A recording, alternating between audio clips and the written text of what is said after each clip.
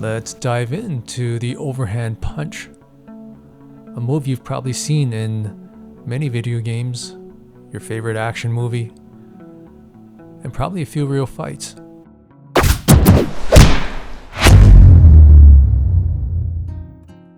And here we go. As I'm setting up the feet in the rightful positions of a usual fighting stance, lined up with the hips, which goes up to the spine, and getting that torqued in. And torque it in this way, followed by the shoulders and the head. I want to get these arms down. What I'm looking for is just a decent fighting stance that we can start with. So I'm going to line the shoulders like this, get the elbows in place. And what I have here is some pre-made fists that I'm just going to set in place here. So we have the right fist, I got the left fist, and now we got two fists. Just like that. And we got a fight stance going. Just get this alignment, get in those feet and the hips balanced just right. And what I'm looking for here is a good silhouette here. Now that we have a solid fighting stance, okay? And let's start putting some motion into it. This is a pivotal point where you would gain momentum. And you want to catch that momentum. You don't lose that. Don't get distracted with like chasing flies around the room. I did that before and I lost my momentum. All right, just a little wider stance, and see, I'm just building the motion from the initial pose, just building it up, seeing where the balance is going, right? See how it's pushing off? See, I'm building how it's pushing off. This is what we want. What you want to look for is progression, right?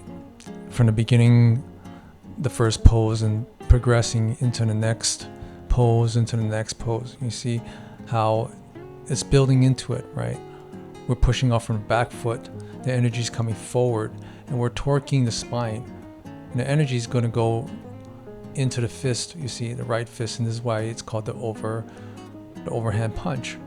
There's a sneaky attack, you see. And you know what else is sneaky? When my master Chuck would he come to the back of me when I was fight conditioning, and he smacked the back of my neck. Because I didn't have my hands up. When you train, you gotta have your hands up. That's called the whippy nasty. Yeah, it was pretty nasty, and I definitely felt the whip. You can already see it. Are you seeing the anticipation of what I'm building here? The anticipation of where this is leading to?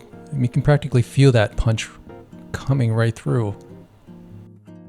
Good fighters can see this very pose when they're fighting. They see this piece of anticipation. That's how they react, right? Of course, I'm doing some of the exaggeration here, and you have to for animation, for entertainment. You have to exaggerate things like this, and so it reads better.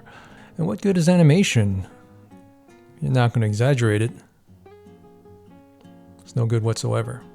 It's like the time when I trained my dog to use Maya. I thought he could animate, so I didn't have to do most of the work, but that was no good. You know what's good? This key pose right here. I'm going to mark in blue. That's a key pose. That's the kind of thing you need to look out for. Now remember that silhouette, because all the anticipation that I'm building up to this point leads up to this part. See that? That's how it all comes together. Yeah, I know this punch all too well.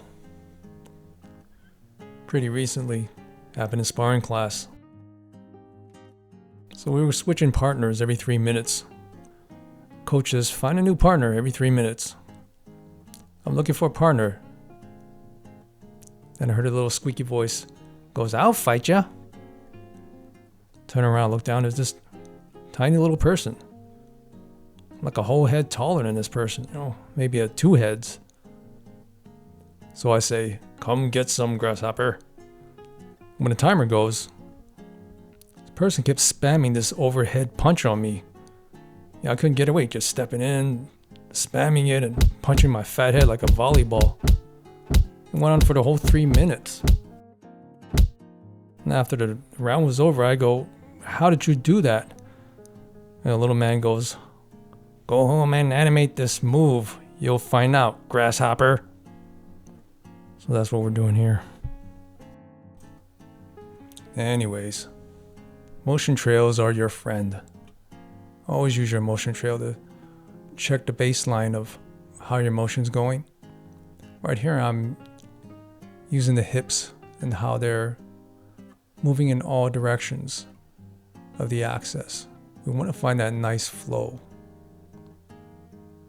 where it can travel through. You want to find these nice curves, the nice S areas where it can flow in and out. We don't want any sharp edges and these abrupt motions. We have to make sure everything is flowing in the correct order.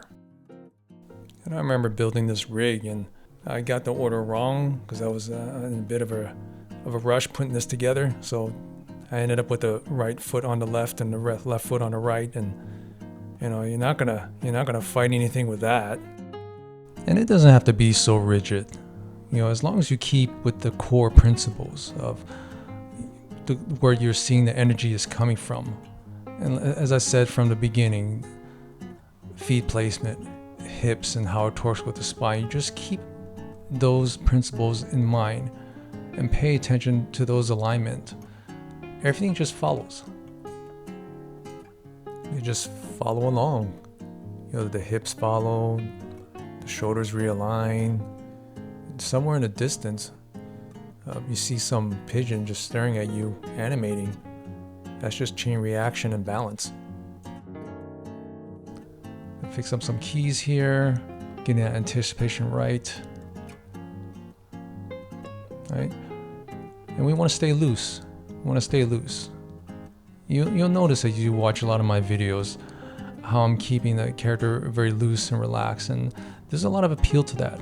Appeal to keeping things more loose and springy. And I use my motion trail tool here. You can see the curves of where this fist is falling through. And as long as you find that right overhand curve, you know, that's where you find the power coming through. There's a dent in my wall that perfectly matches my forehead. That's power. That's not just coincidence, all right? I'm gonna make some touch-ups here. I'm gonna focus on the shoulders, the hands, the forearms, finding motion, finding that motion trail to make it flow. All right. Now remember that key pose I told you about? Look. Right, it gets more intense as you start to refine these areas, refine these key poses. Right, do you feel that? That's the power we want. That's what we've been building up all this time. You know, I have a plant that grows faster when I animate violent moves. So I have to dial back and find moves that aren't as violent because I didn't want my plants to grow at that kind of rate. I just want it to flow. So keep it flowing. Keep things loose. Now, while we're on the subject of loose, I'm gonna loosen up the hands and fingers here. Right, so things don't always have to be rigid. You don't have to make a full balled up fist the entire way. What matters is that you have the energy, the power, and the follow through. And once you keep those in mind, everything else will fall into place. It's just touch-ups from here on out. You can practically see the life of the motion already coming through. The rest is just refining areas, nudging here and there. Just like a drawing. When you sketch the big picture, then you put in the details, right? You don't go the other way around. You don't put in details first and then build the picture. You know, that's backwards. That's counterproductive. It's like finding a praying mantis and you see that it's crippled, so you try to build a rig for it and you see that the rig didn't help it. Yeah, it's counterproductive. We set out since the beginning to build all these key poses together, and we're detailing at this point. You can see it coming to life. And pay attention to curves. Every point and portion of this body of this mannequin has a curve. It's curving to some degree. There are no flat motions. There are curves, and that's what brings life. Do you feel that arc?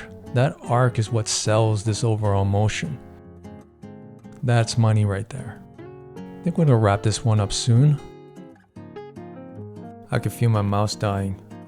Last time I was feeling that, I thought it was some gremlins chewing on the wire of my mouse, but it wasn't. It was because I was kind of tired and I was chewing on the wires myself, and I don't think I was scrubbing my keyframes enough. But you want to keep scrubbing, keep finding those areas to chip away at. And I think I found it.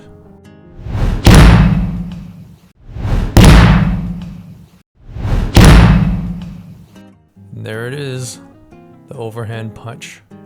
You guys think this is an effective move? Or is this cinematic nonsense? Or just plain old nonsense? Is there a move that you want to see me animate? Just drop it in the comments. See you in the next round.